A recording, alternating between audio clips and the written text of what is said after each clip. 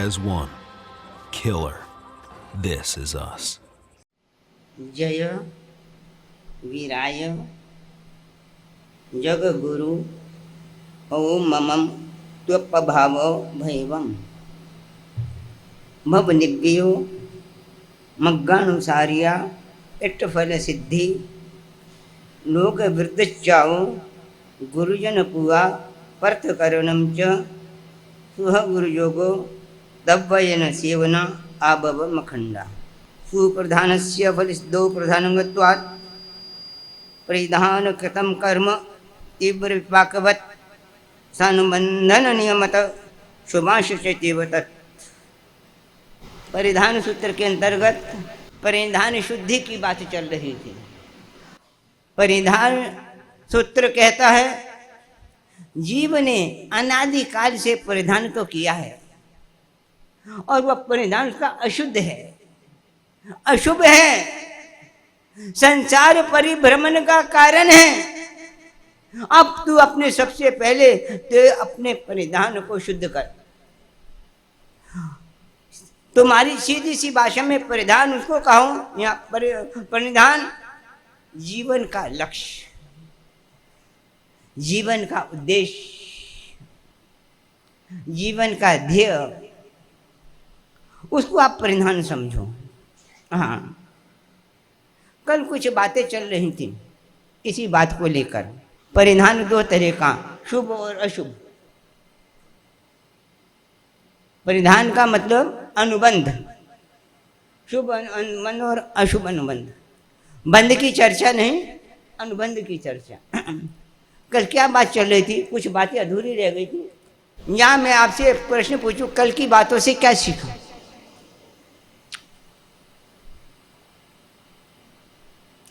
सबसे पहले जीव को जो काम करना चाहिए वो समझो। अनादिकालीन जो उसका अशुभ अनुबंध है उस अनुबंध को शुभ करे। और दूसरी बात, जो प्रगाढ़ अशुभ अनुबंध है उस प्रगाढ़ अशुभ को शिथिल करे। और तीसरी बात, जो अशुभ अनुबंध जो शिथिल बंधा हुआ उसको दृढ़ करे। ये चीजें सबसे पहले, जब तक देखो, तीर्थंकर ने भी तीर्थंकर बने हैं तो शुभ अनुबंध के कारण तीर्थंकर बने हैं। उन्होंने भी अपना अनुबंध बदला। कोई भी आत्मा ऐसी नहीं है जो शुभ अनुबंध के कारण, जिसने अशुभ अनुबंध न किया, जो भी मोक्ष में गई हैं शुभ अनुबंध के कारण गई हैं। पहले अनुबंध हमारा अशुभ है। कल एक प्रश्न पूछा था साध्वी जी ने मेरे से कि जो अशुभ अनुबंध है उसको शुभ में कैसे बदल सकते हैं, यही प्रश्न था ना कल। इसका जवाब तो मैं तुमको बाद में दूंगा।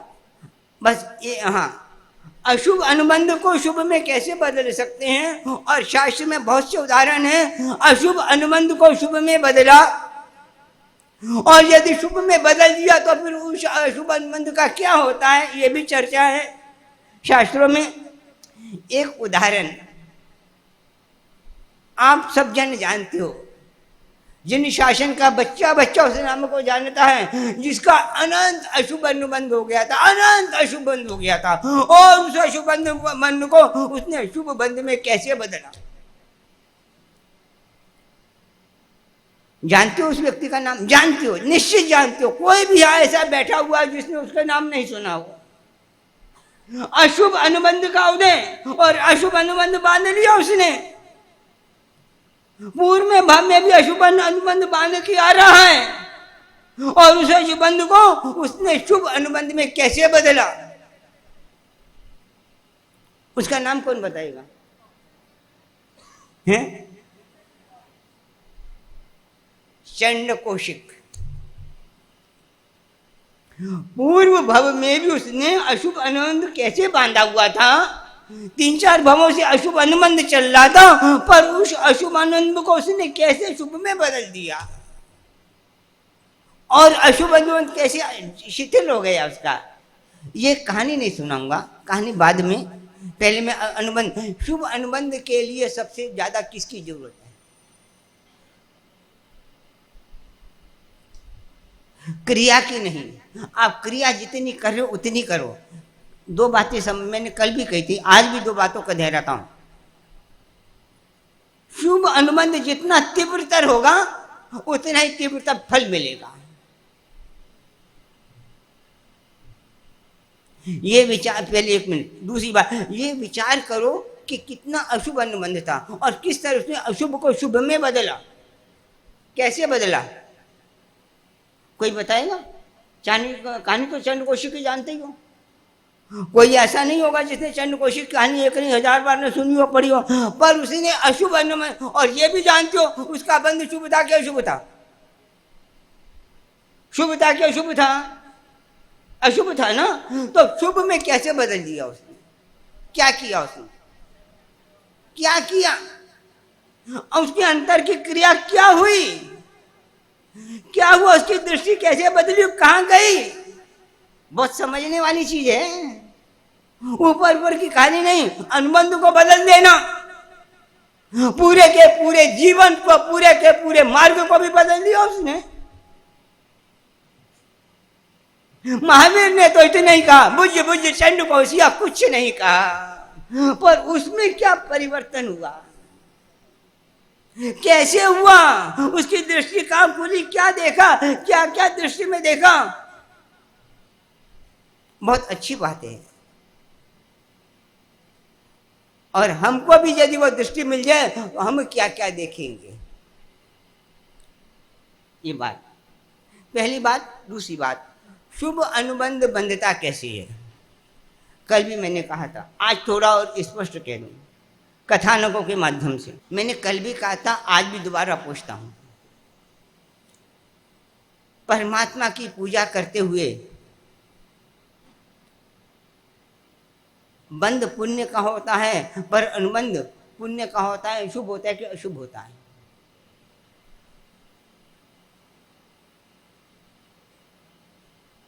परमात्मा की पूजा करते करते अनुबंध शुभ का हो रहा है कि अशुभ हो रहा है? पुण्य का बंधन तो कर रहे हो, शुभ बंध है।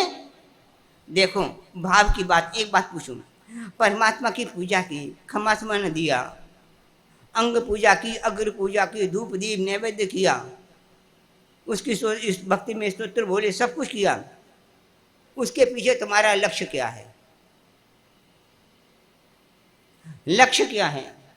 तुम्हारी दृष्टि में क्या है? क्या है, क्या उपाधि है तुम्हारी दृष्टि में? जो जो परमात्मा ने छोड़ा, जो जो परमात्मा ने प्राप्त किया, जो जो परमात्मा ने प्राप्त किया वो प्राप्त करना चाहती हो कि यहाँ जो जो परमात्मा ने छोड़ा वो प्राप्त करना चाहती हो? क्या प्राप्त करना चाहती हो? जो जो छोड़ा वो चाहती हो तुम, दृष्टि में तुम वो चाहती हो, जो परमात्मा ने जो पाया वो चाहती। दृष्टि कहाँ है? दृष्टि में क्या है? मत्ता किसकी है? जो छोड़ा अभी उसकी मत्ता है कि जो पाया उसकी मत्ता है? अभी भी महत्व किसका है? दृष्टि कहां जा रही है? चित्त क्या चाह रहा है? जो छोड़ा उसका महत्व है कि जो पाया उसका महत्व है?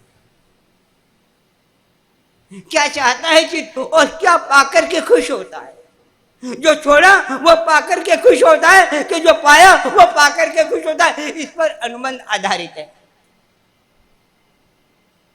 पूजा की क्रिया पर अनुबंध का आधार नहीं है। याद रखना, पूजा की क्रिया पर अनुबंध का आधार नहीं है। हाँ, पुण्य और पाप का शुभ बंध का आधार है, अनुबंध का आधार नहीं है। तुम्हारी दृष्टि में उसने जो जो छोड़ा वो चाहती हो, और जो जो छोड़ा वो छोड़ना चाहती हो, तो अनुबंध होगा भाई शुभ, नहीं तो अनुबंध तो अशुभ ही रहेगा।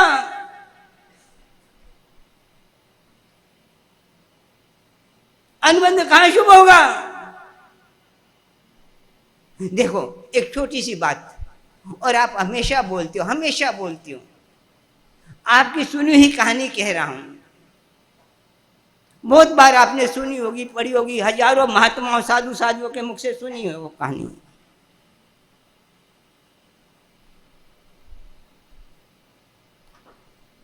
परमात्मा महावीर के समय की कहानी है। दो व्यक्तियों ने एक ही क्रिया की, दो व्यक्तियों ने एक ही क्रिया की और दोनों व्यक्तियों ने शुभ बंध किया, पर उसी क्रिया के माध्यम से एक ने अशुभ अनुबंध किया, एक ने शुभ अनुबंध किया। भगवान महावीर के समय में, मैं नाम लूंगा, आपके तो हाँ जानते हैं, पर शुभ अनुबंध किया कैसे, वो रहस्य अभी तक आप नहीं समझ पाए। मात्र भावना भावना भावना की बात करते रहती हो। शालीभद्र का पूर्व भव और मम्मन सेठ का पूर्व भव, दोनों ने क्रिया एक, क्रिया एक और दोनों को शुभ बंध और दोनों को फल मिला और दोनों को रिद्धि समृद्धि ऐसी मिली जो श्रेणी के पास में भी नहीं थी। शालीभद्र को भी वो रिद्धि सिद्धि मिली और मम्मन सेठ को भी वो रिद्धि सिद्धि मिली। जो शालीभद्र जो नगर का राजा है, महाराजा है, उसके पास खजाने में भी वो नहीं है, जो दोनों के पास है और दोनों का बंध ऐसा ही है भाई। बंध के वजह से मिला है, शुभ बंध है। और जानती हो मुनि दान सुपात्र दान का प्रभाव कैसे मिला है? पर मैं आपसे पूछूं, शालीभद्र ने ऐसा अनुबंध कैसा कर लिया? उसने कैसे भराया था? कैसे भाव से भराया था? भाव से। और आज हम भराते हैं बिना भाव से भराते हैं। आज हम भराते हैं, आप भराते हो क्या बिना भाव के भराते हो क्या? तो क्या अंतर था? अंतर देखो, अंतर कहां पड़ गया? आप लोग भी सुपात्रपन देते हो, दे रहे हो और दोगे, उसने भी दिया और आप भी भावना ही देते हो, बिना भावना के थोड़ी देते हो कोई। तो क्या अंतर कहां पड़ा?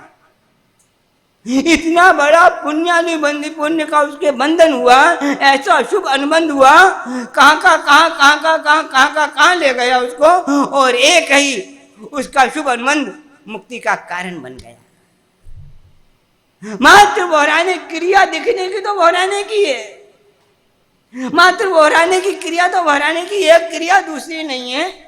पर उसमें क्या तत्व था, क्या रहस्य था जो उसका वो एक ही क्रिया का इतना प्रगाढ़ उसने अनुबंध बांध लिया कि भव में वो मुक्ति का कारण बन गया। क्या किया उसने? हैं? सुपात्र दान तो सब करते हैं, आज भी करते हैं। अनुमोदना, अनुमोदना बात किसकी अनुमोदना?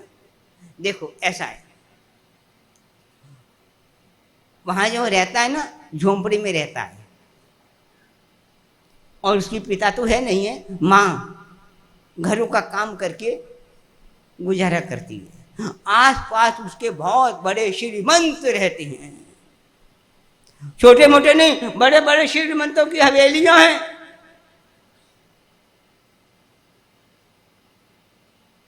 उनके बच्चों को भी देखता है, खेलते खाते पीते उसे बैठते सब उनके वैभव को भी देखता है। और उसका एक काम,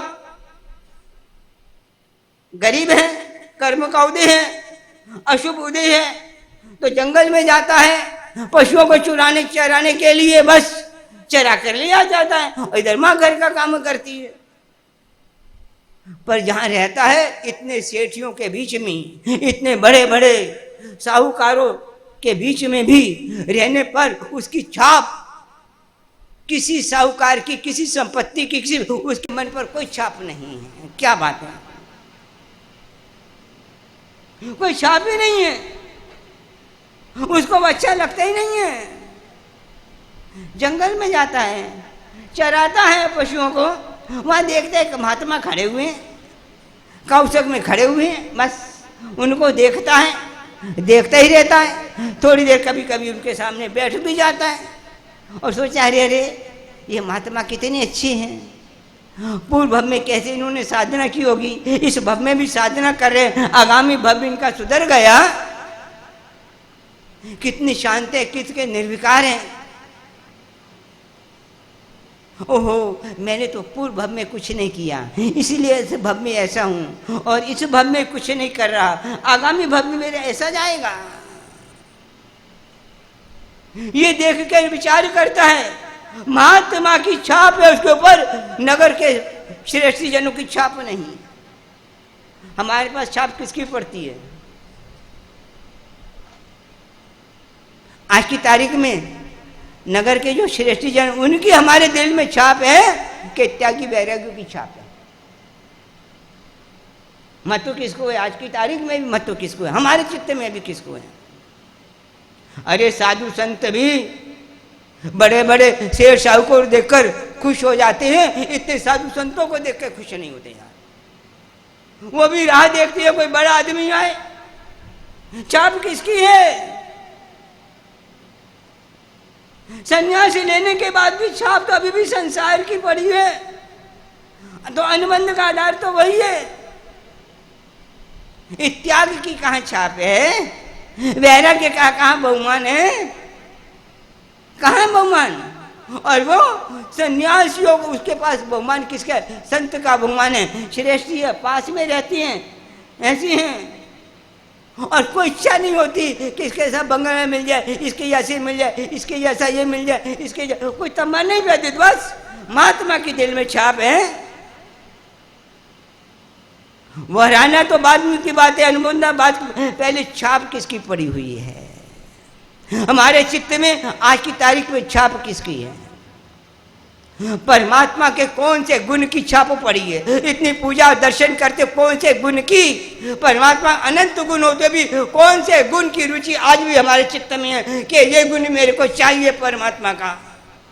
और परमात्मा में एक भी दोष नहीं है। मेरे में कौन सा दोष लगता है ये दोष जाए, कौन सा दोष खटकता है, अरे यार ये निकले जिंदगी में से, नहीं है। अनुबंध नहीं है। देखो अनुबंध कैसा है, छाप किसकी है?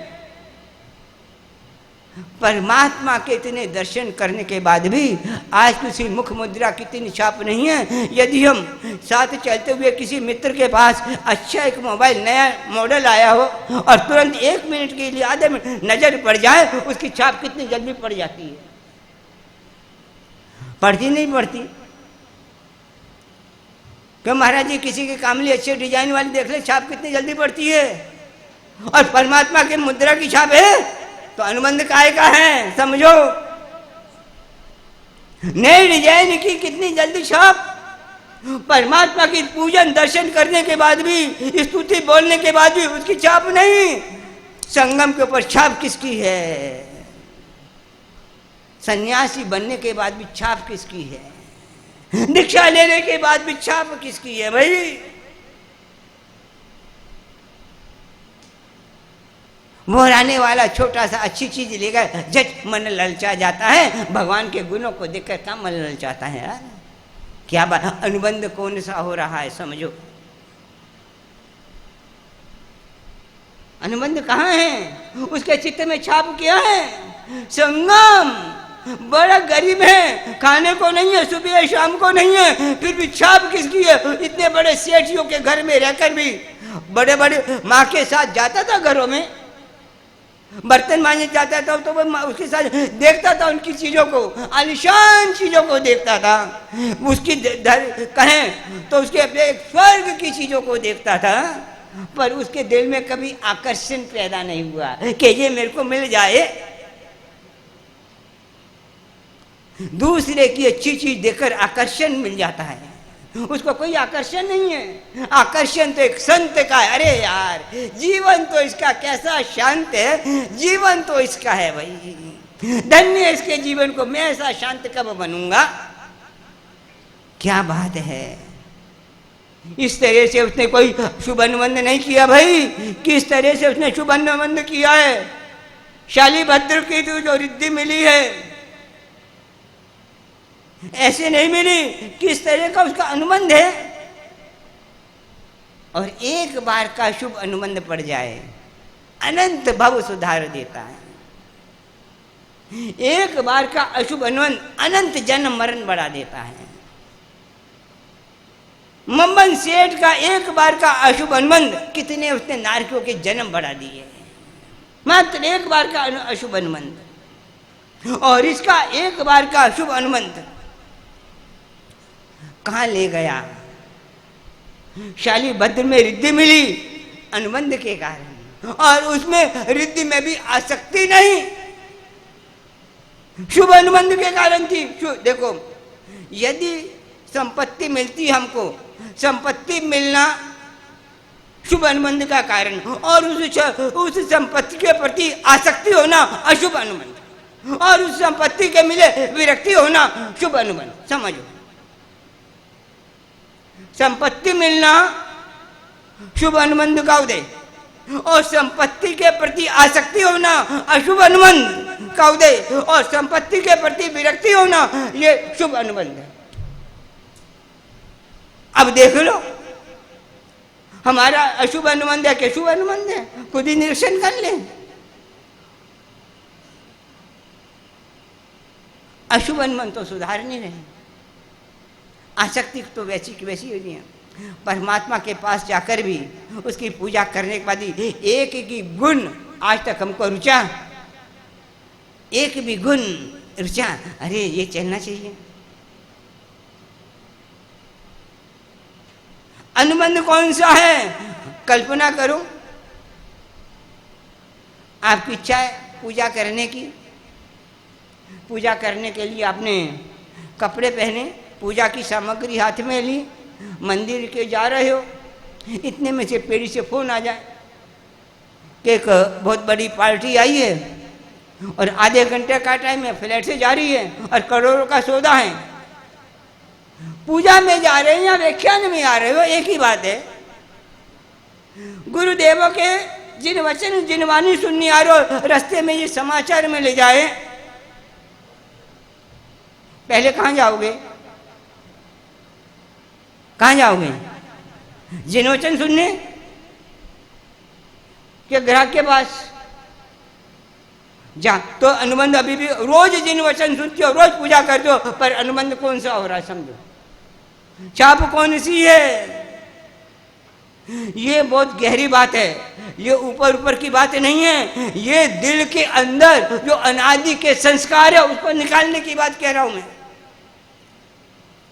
अनादि के संस्कार जो अंतर में पड़े हुए हैं और इस भव में बढ़ते जा रहे हैं, और अनादि के कुछ संस्कारों को, अशुभ अनुबंध को बढ़ाते रहना, वो मनुष्य जीवन की सफलता नहीं है। अशुभ अनुबंध को बढ़ाना ये मनुष्य जीवन की सफलता थोड़ी है कोई।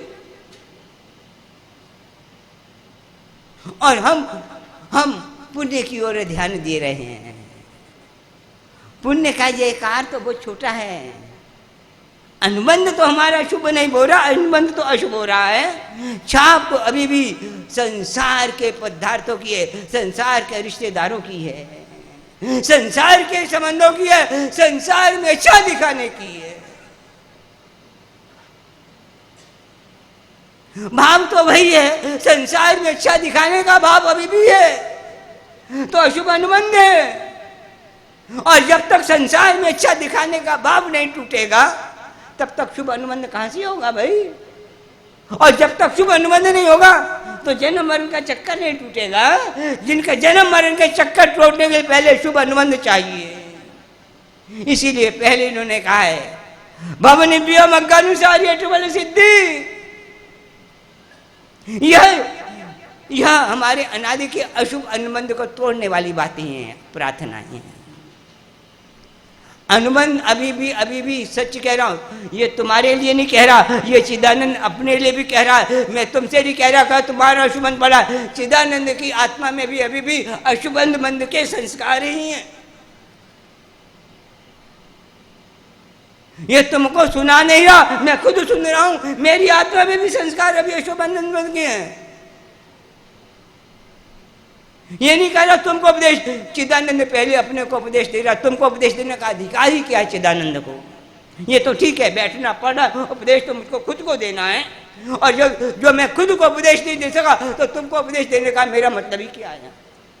ये तो व्यवहार की दृष्टि से तुमको उपदेश है, ये उपदेश मेरे लिए, इसलिए मैं देखता हूं मेरी आत्मा में भी अभी भी अशुभ अनुबंध हैं सारे। क्या बात है, कहाँ है? संगम को देखो, कहाँ रहता है, कितने श्रेष्ठियों के बीच में है, पर छाप नहीं है उसकी। और हमेशा हम एक ही बात कहते हैं, उसने भाव से बोराया, भाव से बोराया। अरे भाव से बोराया, हम भी तो, तुम भी तो भाव से बोराते हो, पर छाप किसकी है? छाप किसकी है? अनुबंध कहाँ हो रहा है? जब बहराता है किस तरह से बहराता है, और जब अनुबंध उसका उदय में आता है, उदय में आता है। सच कहूं, एक एक घास के तिनका छोड़ना बड़ा मुश्किल होता है। एक घास का तिनका छोड़ना भी बड़ा मुश्किल होता है। आपकी छोटी सी जमीन, छोटी सी जायदाद, कोई चोरी चले जाए, ऐसी चले जाए, कितनी तक कोर्ट में लड़ते रहती हो। छोटी सी 2 पैसे का दान भी निष्प्रिय भाव से, 2 पैसे का दान भी बड़ा मुश्किल है। अपनी रिद्धि छोड़ना सबसे बड़ा मुश्किल है। और उसने चुटकियों में, जिसकी तुम लिखती हो कि शाली भद्र की रिद्धि हो जो, वो रिद्धि उसने विश्वा के जैसे छोड़ के निकल गया। ये शुभ अनुबंध, शुभ अनुबंध, एक अनुबंध दूसरे अनुबंध में कैसे ले जा सकता है? और वो उस अनुबंध से उसने भगवान महावीर को मिला दिया। और इतना ही नहीं, मिला ही नहीं दिया, भविष्य में महावीर को, वो महावीर जैसा बन जाएगा। क्या बात है, एक शुभ अनुबंध का परिणाम। एक शुभ अनुबंध तो देखो, एक जिंदगी में एक शुभ अनुबंध डाल के तो देखो, आत्मा में कि बीज बोके तो देखो शुभ अनुबंध का। कहाँ उसका कोमल शरीर, इतना कोमल शरीर, कहा जाता है पुष्प बहुत कोमल होता है, और उसकी शैया पर यदि पुष्प की पंखुड़ी आ जाए ना, तो अब इसको चुपती थी पुष्प की पंखुड़ी है। कैसे ना कोमल शरीर, और कहा व्यवहार गिरी की शिला पर, दगदगती शिला पर, ठाने नमो ने जन अपानम वो श्री रामी। क्या बात है, क्या उसका शुभ अनुबंध था। छोड़ते भी देर नहीं लगी, छोड़ते भी कहाँ देर लगी। इतनी रिद्धि तो तुम चाहती हो, 99 पेटी चुटकियों में छोड़ दी उसने, पलकों में छोड़ दी। और आज हमने छोड़ी रिद्धि भी अभी तक याद है कि नहीं? आज तक तुमने जो दान दिया वो याद है कि नहीं? और उसने छोड़ने के बाद याद ही नहीं है, और छोड़ने के बाद भी याद है तो दिया क्या? छोड़ने के बाद भी यदि याद है मैंने ये दिया, मैंने ये दिया, तो मेरा बाप तो भी पड़ा हुआ, दिया क्या? उसको याद ही नहीं है। ये शुभ अनुबंध छोड़ने के बाद भी याद रहे, समझना अशुभ अनुबंध का उदय है। अनुबंध अशुभ है, छोड़ने के बाद भी याद रखना, देने के बाद भी याद रखना मैंने दिया, ये अशुभ अनुबंध है। याद रखो, ये अशुभ अनुबंध, भले तुमने दिया, पुण्य का बंध है, पर उसका अनुबंध अशुभ है। याद तो दिया, देने के बाद भी मेरा ही है, मेरेपन का भाव अभी गया कि है? गया कि है कि गया मेरेपन का भाव देने के बाद, है ना? तो फिर दिया क्या? अनुबंध तो अभी भी अशुभ अनुबंध चालू है। शुभ अनुबंध का लक्षण मैं समझो, शुभ अनुबंध का लक्षण क्या है? देने के बाद याद न रहे कि मैंने दिया, मैंने दिया क्या था, क्या मेरा जो मैंने दिया था ही नहीं मेरा। पहले तो पर को अपना मानना वो मिथ्यात्व, फिर देने के बाद जाके रखना वो मिथ्यात्व। पर वस्तु को अपनी मानना, फिर देने के बाद हाँ मैंने दिया, पहले तो अपना मानना। ऐसे तो कहती है वो कड़वा करेला, उस पर नीम चढ़ा दो, और पहले तो देने के बाद मेरा याद रखा, मैंने दिया मेरी था, फिर देने का फिर याद रखते हो यार। बड़ा दुर्लभ है दान धर्म भी। अनुमोदना करने की, पहले अनुमोदना समझो, अनुमोदने का मतलब क्या है? अनुमोदना का मतलब प्रशंसा नहीं है, या अनुमोदना का शब्द है, अनुमोदना क्या लगी है, तुम प्रशंसा की बात कह रहे हो। अनुमोदन का अर्थ मन से है, प्रशंसा का अर्थ जबान से है। समझ लो, पहले समझना अनुमोदना क्या है। अनुमोदना करना, निश्चित करना, किस चीज की अनुमोदना करनी? दुनिया में ढिंडोरा पीट कर अनुमोदना नहीं करनी। अनुमोदना ये संगम ने शालीबापुर में बाबू की, और ऐसी अनुमोदना की माँ तक का पता नहीं लगा, इसने खीर मुनि को दे दी है। ये अनुमोदना है। तुम कौन सी अनुमोदना की बात करती हो? अनुमोदना तो संगम के पूर्व हमने की ना, खीर दी, माँ समझी खा गई, माँ को भी नहीं कहा कि मैंने सब उसको दिए। ये अनुमोदना है। कौन सी अनुमोदना है तुम्हारी? दुनिया को ढिंडोरा पीटने की अनुमोदना है तुम्हारी। माँ को कहां कहा उसने? वो साधु जी इशारा करे, धीरे बोलो धीरे बोलो। ये डर है, क्यों? इनके ग्राहक है, मेरा कोई ग्राहक नहीं है, इनका ग्राहक चले ना जाए, इसीलिए मुझे धीरे बोलो धीरे, वो ग्राहक होगा ये चला जाएगा इनका। यार अपना तो ग्राहक ही नहीं है, और ग्राहक हो तो फिर साधु संत कहेगा यार। हाँ, मैं देख रहा हूं। हाँ, तो अनुमोदना निश्चित करनी चाहिए, करनी चाहिए, करनी चाहिए, 100% करनी चाहिए, 1000% करनी चाहिए। पर अनुमोदना क्या है, किस तरह से, ये क्या करने की, वो समझो। अनुबंध के लिए, शुभ अनुबंध के लिए 2 चीजें जरूरी हैं। अनुमोदना जरूरी है, अनुमोदना से पहले एक और चीज जरूरी है, जानते हो क्या?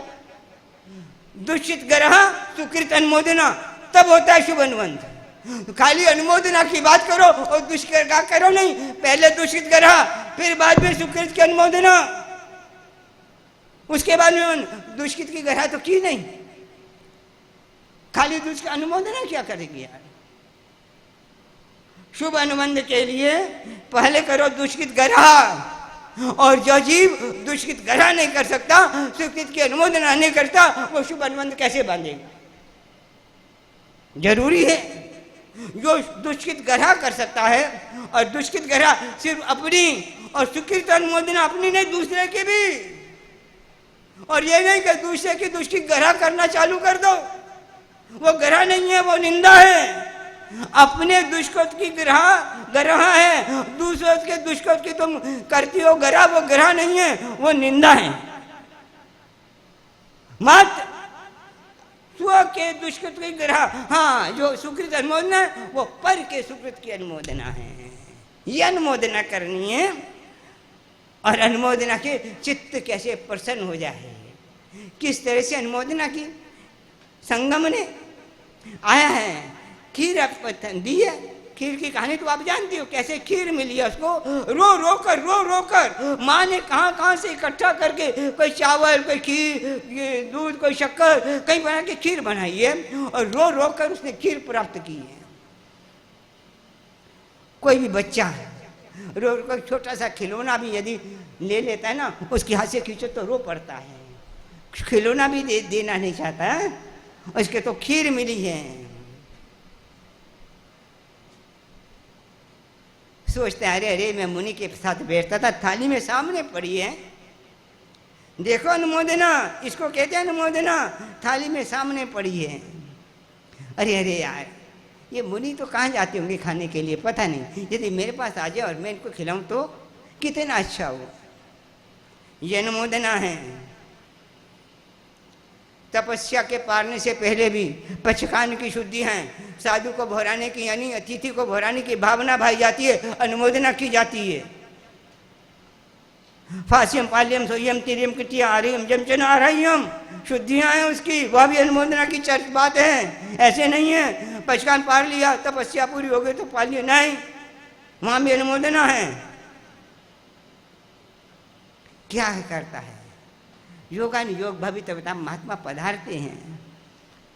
ओहो, माँ ने खीर गरम गरम है, माँ उसका नीचे मैं खाऊं, माँ ने थाली में, कटोरी में नहीं, थाली में दे करके गई है, थोड़ी ठंडी हो जाए, और हिला के ठंडी कर रहा है।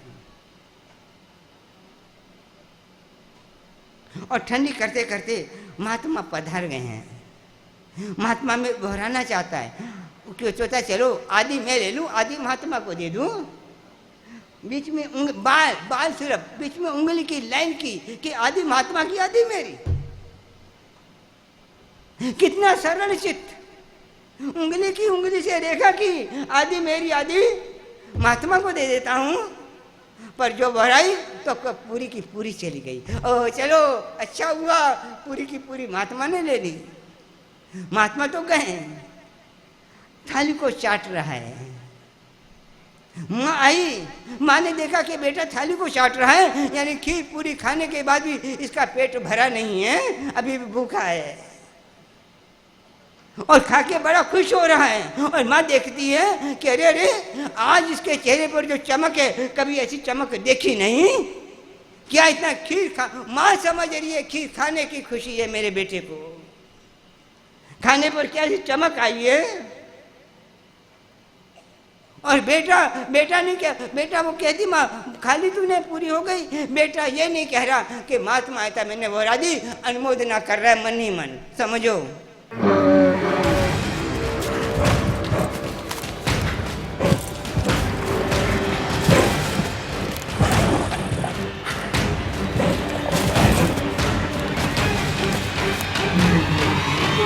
Together as one. Killer. This is us.